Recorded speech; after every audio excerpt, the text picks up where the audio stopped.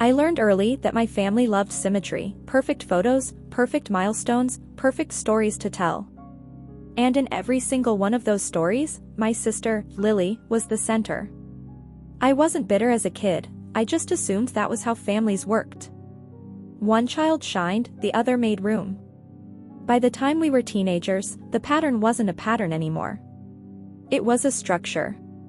My mother curated Lily's life like a showroom collection, dance classes, cheer tryouts, a gallery of awards in the hallway.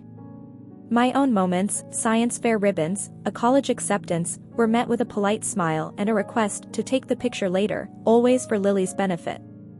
I didn't break the cycle. I adapted. I became an expert in watching, learning, and surviving quietly. Then came Seattle. Moving 3 hours away for work wasn't rebellion, it was oxygen. I built a life. A small apartment with tall windows, stacks of research notes, and the smell of coffee that clung to my shirts, a scent that meant Ethan. My job analyzing water data might not have impressed my mother's circle, but it mattered. It made sense. And Ethan, he saw me in ways my own family never attempted. He listened. He remembered things. His family noticed me, too. The first time his mother, Helen, hugged me, she didn't let go immediately like mine did, as if checking a box. She held me, warm and certain. They were present, and that was new. So when Ethan proposed on a foggy June morning, I said yes, without hesitation. We chose a small coastal chapel, inviting only the people who truly knew us. The only thing I wished for, quietly and stubbornly, was that my family would choose to show up. I designed the invitations myself, mailed them with signature required, and triple-checked the tracking. All 4 showed as delivered. I let myself breathe. Then, the silence. No calls, no texts. The wedding came and went.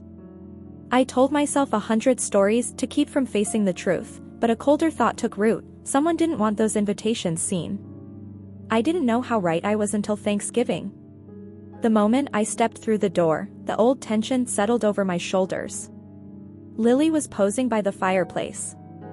My mother was narrating the details of Lily's extravagant September wedding to anyone within earshot.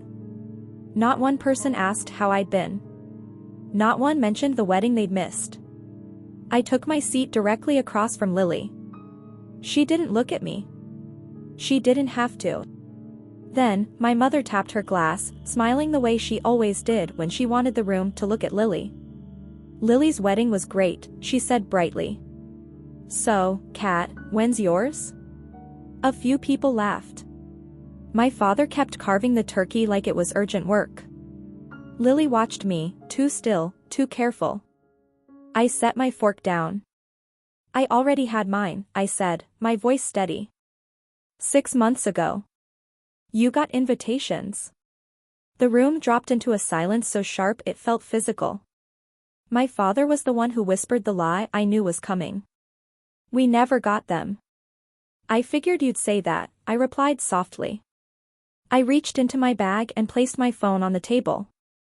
The screen glowed, reflecting in the stemware. I opened the delivery receipts. 4 signatures.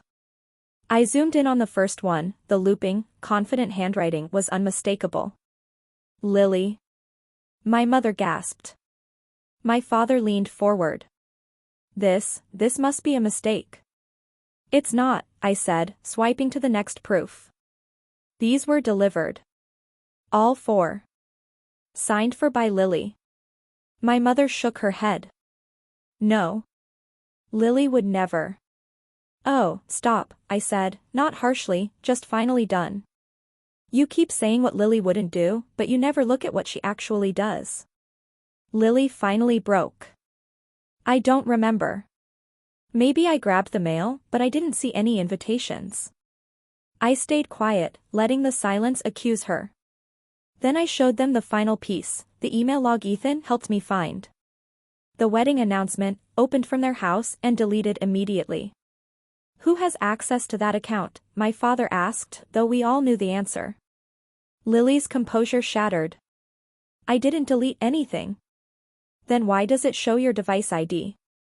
I asked. She had no answer. My mother, desperate, asked the question that hung over everything. Why would Lily ever hide your invitations? Why?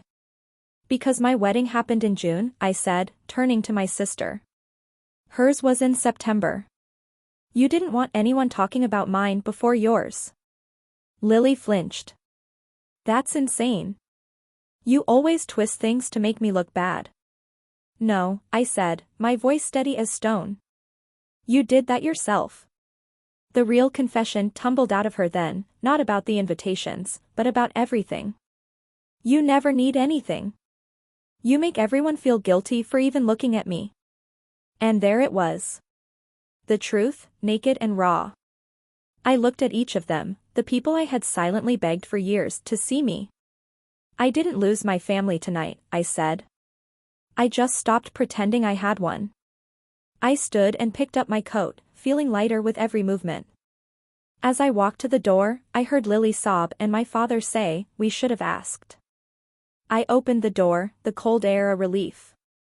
You didn't miss my wedding, I said, pausing on the threshold. You chose not to see it. Then I stepped outside and let the door close firmly behind me. For the first time in my life, the silence that followed was mine. Ethan opened the car door before I reached it. He didn't ask what happened, he just held me until the shaking stopped. The next morning, his parents had us over for breakfast. Helen squeezed my hand and said, "Your family here. Not because you married my son, but because you matter." A week later, Lily sent a long, therapy-soaked email, admitting more than I expected. I read it. I didn't reply. My father called every few days. Small, careful steps. Then, he found one of my wedding invitations, buried in a storage box in the garage, the final, tangible proof. He mailed it to me without commentary. It was the closest he'd come to an apology that felt real. My mother never reached out. And for the first time, that absence didn't feel like a wound. It felt like an answer. I used to believe family was something you protected, no matter the cost. But standing in my own home now, with Ethan cooking dinner and laughter drifting in from friends who choose me every day, I finally understood. Family isn't who shares your blood. It's who shows up. It's who listens. It's who stays. And sometimes, the bravest thing you can do is walk away from the people who never learned how to hold you.